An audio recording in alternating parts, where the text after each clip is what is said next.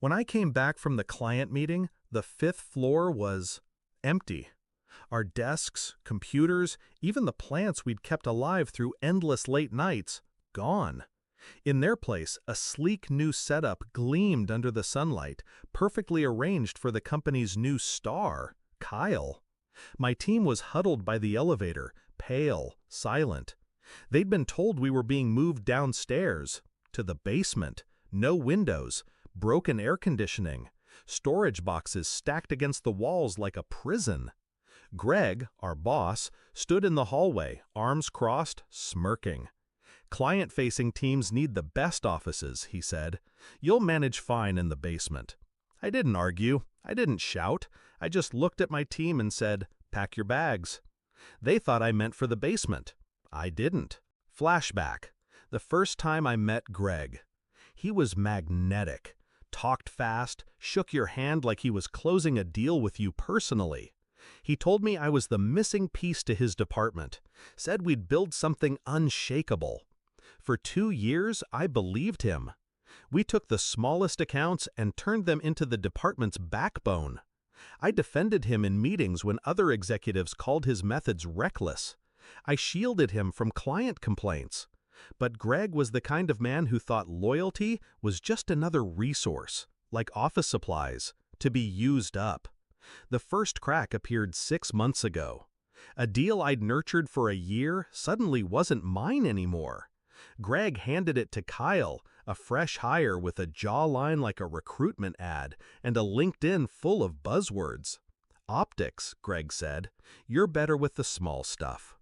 Then came the sudden restructuring. My budget was cut in half without warning. Promises of promotions evaporated. And slowly, my team's work started appearing in presentations with Kyle's name on it. The basement move was the final insult. But by then, I was already halfway through my plan.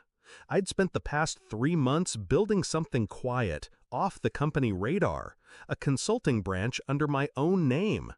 I wasn't poaching clients, not yet. I was building trust, offering informal advice, helping them solve problems Greg didn't even know existed.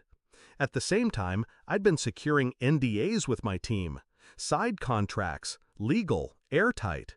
They thought it was just for some freelance opportunities I might offer them later. They didn't know they were already part of a different company, mine. When Greg moved us to the basement, I knew it was time. That afternoon, I told my team to meet me at the cafe across the street after work. No company laptops, no company email. We sat in the back corner, away from the windows.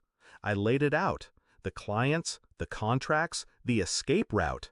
I told them that if they wanted out, they could walk into new jobs, same pay, better terms, by Monday morning.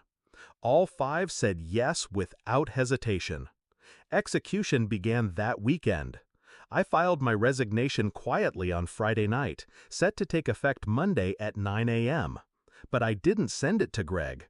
I sent it to the board, along with a report, detailed, time-stamped, showing how Greg had been misrepresenting project data and taking credit for my team's work.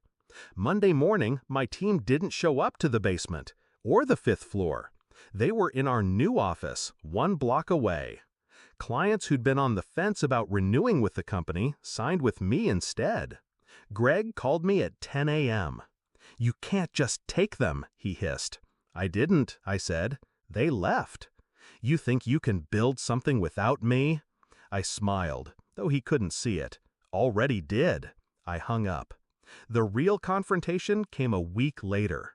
Greg showed up at my new office. He didn't knock, just barged in like he still owned the air I breathed.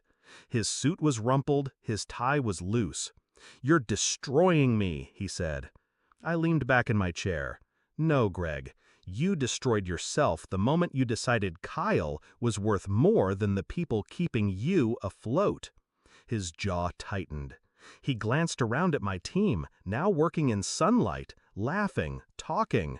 He saw what I'd built, and that it was already bigger than the cramped little empire he'd stolen from me. "You'll regret this," he said. I met his eyes. "No, you will." He left without another word. Now, Our client list is growing. My team is thriving. And Greg's department? I heard they moved them to the basement last month. Kyle's gone. Took another job after his big accounts mysteriously dried up. Greg is fighting to keep his title, but the board knows the numbers. They know the truth. I've learned something about revenge. It doesn't have to be dramatic. It doesn't have to be loud. It just has to be complete. When people ask why I left, I just say, the basement didn't suit me. I don't tell them that the basement was the best thing that ever happened to me, or that the moment Greg thought he'd humiliated me was the